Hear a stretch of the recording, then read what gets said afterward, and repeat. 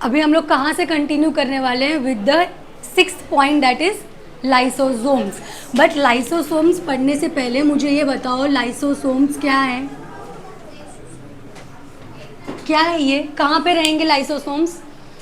They will be present in the cytoplasm. Cell है, cell में nucleus है ना? न्यूक्लियस के बाहर बाहर जो जितना पार्ट है वो क्या है? न्यूक्लियस के बाहर का पार्ट क्या है? साइटोप्लाज्म। साइटोप्लाज्म के अंदर क्या है? Cell organelles. अभी तुमने और एक चीज पढ़े हो कि कौन सा स्ट्रक्चर है जो एक्स्ट्रा सेल्यूलरली भी प्रेजेंट है और इंट्रा सेल्यूलरली भी? सेल मेम्ब्रेन है ना? सेल के बाहर भी है और हर एक सेल ऑर्गेनल के पास भी है ना, बाहर उसके कवरिंग। याद आ रहा है? तो अब सेल ऑर्गेनल्स पढ़े थे, कौन से सेल ऑर्गेनल्स पढ़ चुके हो? जल्दी बताओ, कौन से सेल ऑर्गेनल्स पढ़ चुके हो? सबसे पहले एंडोप्लाज्मिक रेटिकुलम पढ़े। एंडोप्लाज्मिक रेटिकुलम का फंक्शन क्या था? क्या करने वाला है एंडोप्लाज्मिक रेटिकुलम? उसके दो टाइप्स है, यहाँ पे बनने वाली है चीजें, गोल्गी बॉडी, फिर उस चीज को ट्रांसपोर्ट करने वाला है ना? इसलिए एंडोप्लाज्मिक रेटिकुलम गोल्गी बॉडी साथ में है ना। एक सेल में हमने क्या पढ़े? सेल में आधा पार्ट तो ER रहेगा, एंडोप्लाज्मिक रेटिकुलम। अब इस पे राइबोसोम्स रहे तो ये क्या हो जाएगा? RER। अब अगर इस पर राइबोसोम्स नहीं है, राइबोसोम्स मतलब क्या? ऐसे ग्रैन्यूल्स। अब रास्ते में अगर तुम्हें कहीं पत्थर दिखे, तुम उसको स्मूथ रास्ता बोलोगे क्या? नहीं ना, रफ बोलोगे। रफ है मतलब राइबोसोम्स है, अगर नहीं है तो स्मूथ।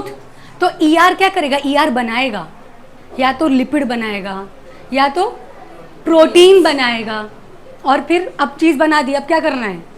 ट्रांसपोर्ट, पैक करके ट्रांसपोर्ट करना है। तो इसी के पास दूसरा सेल ऑर्गेनल रहेगा जो इसी के साथ साथ रहता है। कौन है ये? Golgi body. गोल्गी बॉडी है। गोल्गी बॉडी ER के पास पास में रहेगा, इसके पास से व्हीकल में चीज़ बैठ के आएगी, गोल्गी बॉडी में मॉडिफाई होगी, कुछ मॉडिफिकेशन अगर कुछ करना हो वो करेगा, और फिर व्हीकल में बैठ के आगे पहुंचा देगा। पैकेजिंग, ट्रांसपोर्ट हो गया, ये दो पढ़ चुके हैं हम। अब आज हम क्या पढ़ने वाले हैं? About the lysosomes. लाइसोसोम्स के बारे में पहले मैं तुम्हें कुछ बता चुकी हूँ, जब तुम नोट्स में मेंशन कर रहे थे, याद आ रहा है? लाइसोसोम्स के बारे में मैंने तुम्हें एक पार्ट बताई थी, एक वर्ड बताई थी तुम्हें मैंने, और मैंने उस टाइम पे उस वर्ड को एक्सप्लेन भी की थी, क्यों बोलते हैं सुसाइडल बैग्स। सुसाइडल बैग्स बोलते हैं लाइसोसोम्स को, क्यों बोलते हैं मैंने एक्सप्लेन की थी। जो भी वेस्ट है सब इसके अंदर आ जाएगा, है ना? जो भी वेस्ट है इसके अंदर आ जाएगा, ये डिस्ट्रॉय हो जाएगा। अब देखो, एक वर्ड अगर मैं तुम्हें बोलती हूँ रिकंस्ट्रक्टिंग या रीस्ट्रक्चरिंग यूनिट, इसके पास वेस्ट आया, इसने वो वेस्ट को डिस्ट्रॉय किया और वापस खड़ा हो गया, समझे? रिकंस्ट्रक्ट हो गया, है ना? जो भी वेस्ट है सब इसके पास आएगा, टॉक्सिन्स इसके पास आएंगे और ये डिस्ट्रॉय कर देगा। या तो वो टॉक्सिन्स किसी और चीज़ में आएंगे, किसी और चीज़ में सारी इकट्ठा होके आएंगे, वो चीज़ आके लाइसोसोम से जुड़ जाएगी, एक स्ट्रक्चर बनेगा और वो स्ट्रक्चर डिस्ट्रॉय हो जाएगा, खत्म। समझे? चीज़ समझ में आई? लाइसोसोम्स में यही होने वाला है, ठीक है? लाइसोसोम्स का दूसरा नाम क्या है? Suicidal bags. Suicidal bags.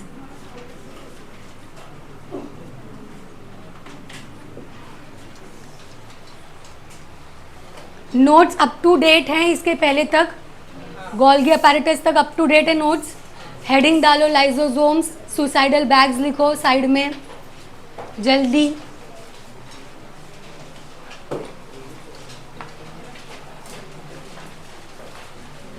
ठीक है? अब पहली लाइन दी है, they are the dismantling and restructuring unit of the cell. Dismantle and restructure, समझ गए? डिसमैंटल एंड रीस्ट्रक्चर, डिस्ट्रॉय कर देंगे टॉक्सिन्स को, रीस्ट्रक्चर वापस से आ जाएंगे फॉर्म में। Dismantling and restructuring unit of the cell.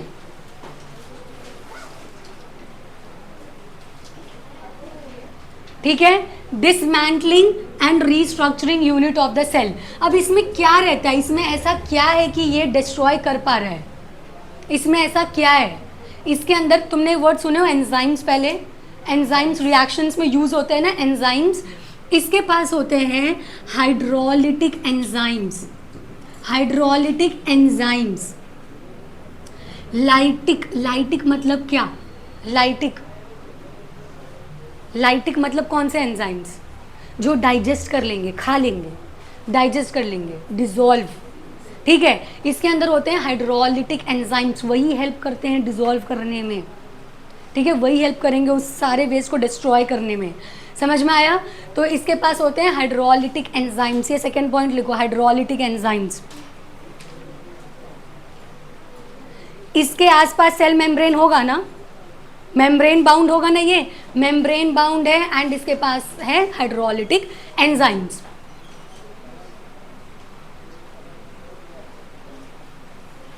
Hydrolytic enzymes के आगे लिख लो डाइजेस्ट या डाइजेशन। किसको डाइजेस्ट करने वाले हैं? वो दूसरे मॉलिक्यूल्स को डाइजेस्ट करने वाले हैं, तो बस डाइजेशन लिखो। हाइड्रोलिटिक एंजाइम्स डाइजेस्ट करने वाले हैं, खा लेने वाले हैं, डाइजेस्ट करने वाले हैं।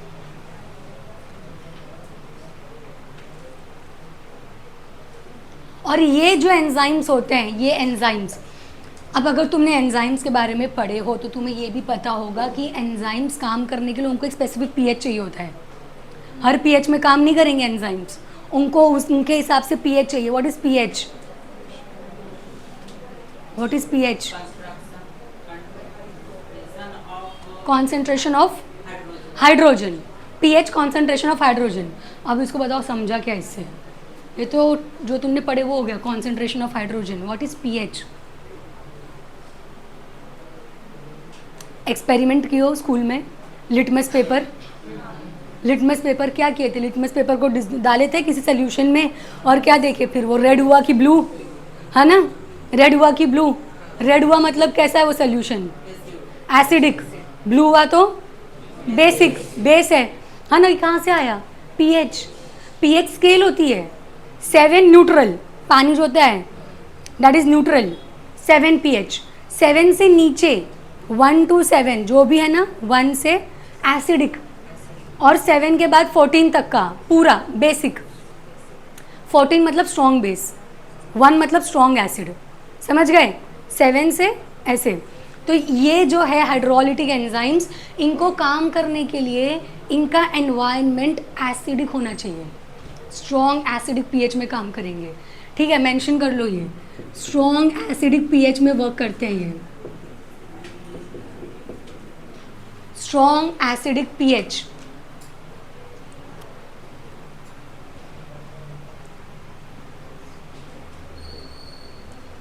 ठीक है? तो जो लाइसोसोमल एंजाइम्स हैं, मतलब हाइड्रोलिटिक एंजाइम्स, अगर तुम्हें दिया रहेगा लाइसोसोमल एंजाइम्स मतलब यही जो लाइसोसोम के अंदर है, तो लाइसोसोमल एंजाइम्स या हाइड्रोलिटिक एंजाइम्स है, उनकी बेस्ट एक्टिविटी अगर पूछे कौन से पीएच में होगा तो स्ट्रॉन्ग एसिडिक पीएच में। एसिडिक पीएच में इनकी बेस्ट एक्टिविटी होगी, जितना एसिडिक रहेगा उतनी ज़्यादा अच्छी एक्टिविटी, है ना? तो इनकी बेस्ट एक्टिविटी जो है वो एसिडिक पीएच में होगी। किसके अंदर होते हैं हाइड्रोलिटिक एंजाइम्स? लाइसोसोम्स के अंदर, ठीक है? इसलिए इनको लाइसोसोमल एंजाइम्स भी बोल सकते हैं। क्लियर है यहाँ तक का?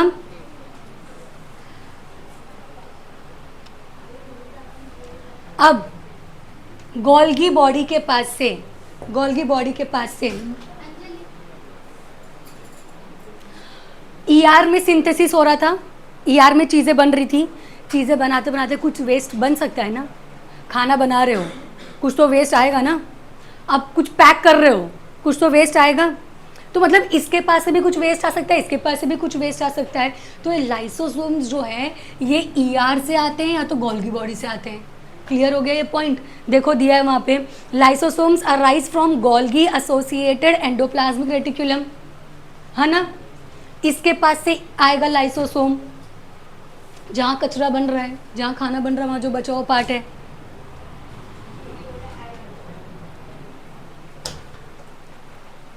देखो वहाँ पे आगे दिया है, the list of lysosomal enzymes includes hydrolysis, example amylases, proteases, lipases. S मतलब क्या? डिसॉल्व करने वाला है। एस दिया है ना वहाँ पे, लाइपेस दिख रहा है, लाइपेस। एस मतलब उसको डिसॉल्व करेगा, लाइपेस लिपिड को डिसॉल्व करेगा, लाइपेस लिपिड को डिसॉल्व करेगा, ठीक है?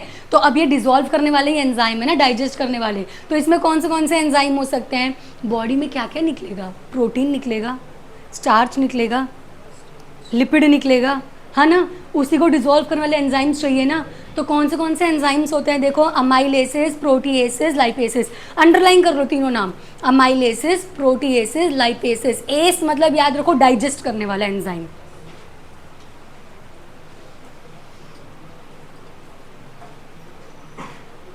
ठीक है। अब जो मैं तुमको स्टार्टिंग में बताई थी, कोई दूसरा स्ट्रक्चर आएगा जिसके पास सारा कचरा है, लाइसोसोम से आके जुड़ जाएगा, है ना। एक दूसरा स्ट्रक्चर लाइसोसोम से आके जुड़ गया, लाइसोसोम है दूसरा स्ट्रक्चर, आके इसके अंदर बहुत कुछ है, ये आके इससे जुड़ गया, ये जो बनेगा this will be the hybrid structure. Hybrid structure, बीच का स्ट्रक्चर हाइब्रिड, ठीक है। ये जुड़ के एक हाइब्रिड स्ट्रक्चर बनेगा। समझ में आई ये चीज़। अब ये हाइब्रिड स्ट्रक्चर बनने के बाद ये एंजाइम्स जो हैं ये एक्टिव होते हैं और डिसॉल्व करना स्टार्ट करते हैं। ये एंजाइम्स लाइसोसोम के अंदर है, लाइसोसोम सेल में पड़ा हुआ है, उसके अंदर एंजाइम्स हैं, ठीक है। वो ऐसे ही पड़े हैं, इनएक्टिव, कुछ काम नहीं कर रहे, ठीक है। तुम घर पे बैठे हो, पढ़ाई नहीं कर रहे हो, इनएक्टिव पड़े हो, कुछ चाहिए ना, टेस्ट आया, पढ़ाई करना शुरू किए, है ना, रात में जाग जाग के। तो इनको वो चीज़ कौन देगा, जब दूसरा कोई स्ट्रक्चर आएगा चीज़ें लेके कि इसको डिसॉल्व करना है, ये आके इससे जुड़ जाएगा, एक हाइब्रिड स्ट्रक्चर बनेगा, और तब इसके एंजाइम्स एक्टिव हो जाएंगे और डिसॉल्व करने वाला काम शुरू करेंगे, ठीक है। तो लाइसोसोम्स में एंजाइम्स पड़े हैं लेकिन इनएक्टिव स्टेज में, एक्टिव होंगे जब दूसरा स्ट्रक्चर आएगा और साथ में उसके जुड़ जाएगा। समझ गए ये चीज़। देखो वहाँ पे दिया है, these enzymes मतलब amylase, protease, lipase, these enzymes are in inactive state and are activated only when a lysosome comes in contact with another particular organelle to form a hybrid structure। Clear हो गई ये चीज़। वहाँ पे underline करो hybrid structure, उतना ही underline करो, याद रखना हाइब्रिड मतलब कुछ दूसरी चीज़ से आके जुड़ गया है।